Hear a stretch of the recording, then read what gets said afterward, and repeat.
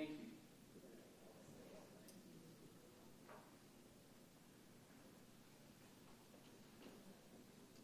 Are you Steve Evans? Yes. Would you come forward, sir? Good evening. How you doing? Good to see you. You affirm the testimony you got given this evening to be the truth, the whole truth, and nothing but the truth? Yes, sir. Please take the name. My name is Steve Evans, E-V-A-T-T.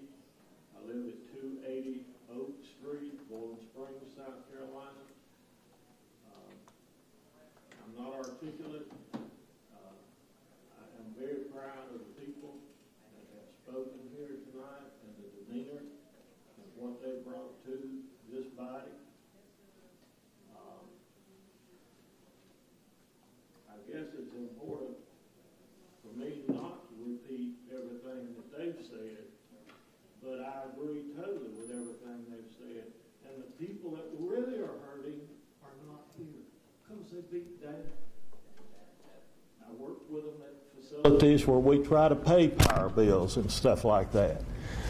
But anyway, to get to the point, a little thing that makes me a little different from everybody else is, at 16 years old, I got a call one Saturday morning, played football that night, Friday night.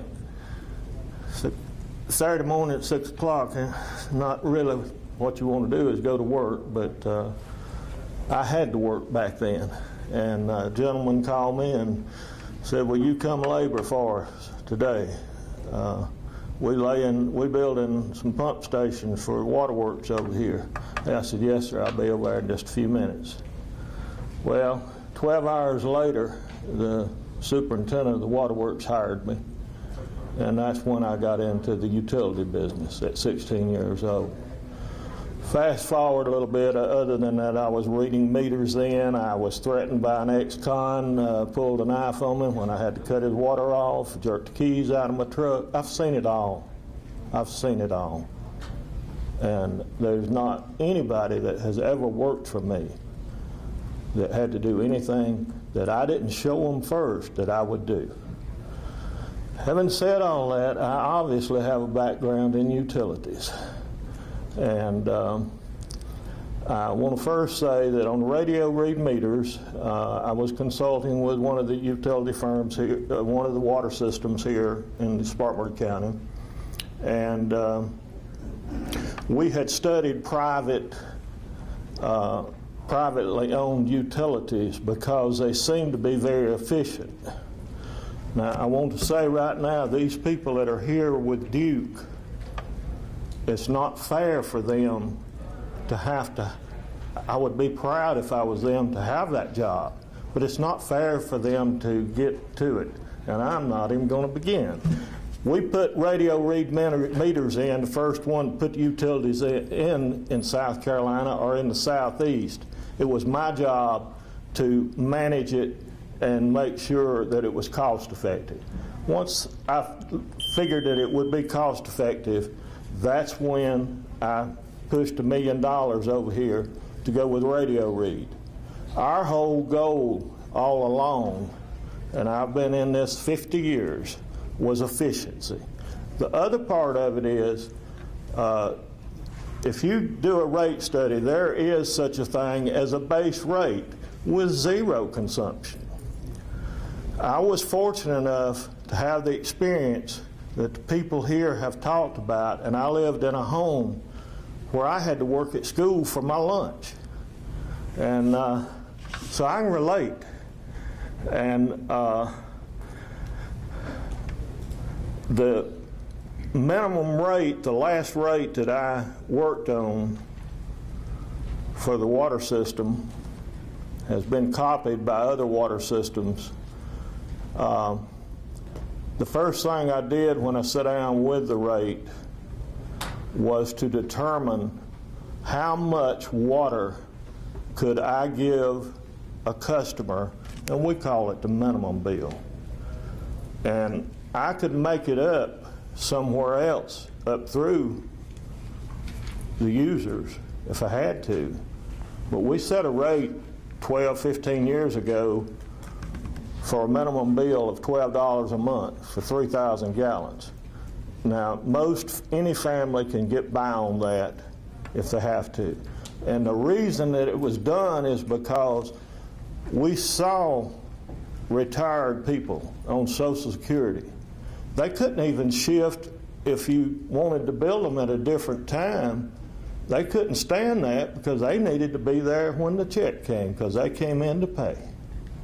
Now, there was a time when I thought I might want to share my experience and be on the board here. And I talked to Representative Rita Allison about it. But, you know, I think about Duke Energy and the dog and pony shows. Now, I also, I turned down a job later in life with an engineering firm, and they came back to me and said, well, we're going to need to wrap up because your time. would you give us about 20 hours a week at $100 an hour? I said, yes, sir. So I must have had some value to them. But this is absolutely the most ridiculous thing that I have ever seen. I spent today, I didn't know that this was coming, and I'm so sorry that Dr. Holly Yerbick is not here from Clemson because I've worked a lot with her and I was anxious to see her. But this is not even disguised, and it's easy to disguise it, believe me, I know. I've done it all, and people talked about the profits being in the millions. Duke Energy is in the billions. And it's only after they paid out these expenses this year that in the fourth quarter that they showed a loss. And I could go on and on. I could talk to you 8 hours. I know, but you've used your 3 minutes. Yes, sir. And we appreciate it very much. And I need to ask if anyone has questions for you. Yes, sir. Mr. Abbott, would you, the utility you work with, was it an investor-owned private or was it a government? All of them were governments that I worked with special purpose districts, and we had commissioners that were with the ratepayers, and it's just so fortunate that I was in a culture where our job was to do all we could and have the best organization there was without increasing rates. I appreciate you being here tonight, and contrary to your opening statement, you were very articulate. Thank you, sir. Well, thank y'all, and I know it's late, I know you're tired, but I've got to compliment everybody tonight. I didn't want to come over here, but I am glad I did because Spartanburg has really shown class tonight. Thank you. And I just want to say this. Duke Energy don't want to mess with us. I can come on down to Columbia if I need to. And like a bulldog that don't turn it loose, I don't really want to get there. Thank y'all. Thank you, sir.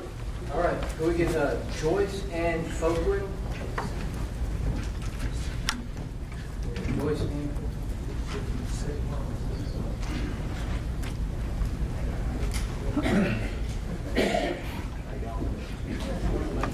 And on deck is Angela Richter. Hey, good evening. On deck next. Did you affirm the testimony you're about to give in this case will be the truth, the whole truth, and nothing but the truth? I do. Please state your name and address. My name is Joyce Ann Copeland. My address is 2925 McVean Lane, Charlotte, North Carolina, 28208. I'm here concerning my family's home place, which is 555 Carvin Mill Road, Spartanburg, South Carolina, 29301, which I am the caregiver of this property. This is the property that's owned by my parents. Duke Energy is a neighbor to this particular property, and we've been there 45 years. For the first 30 years, well, let me back up and say Duke owns a substation, which is directly behind my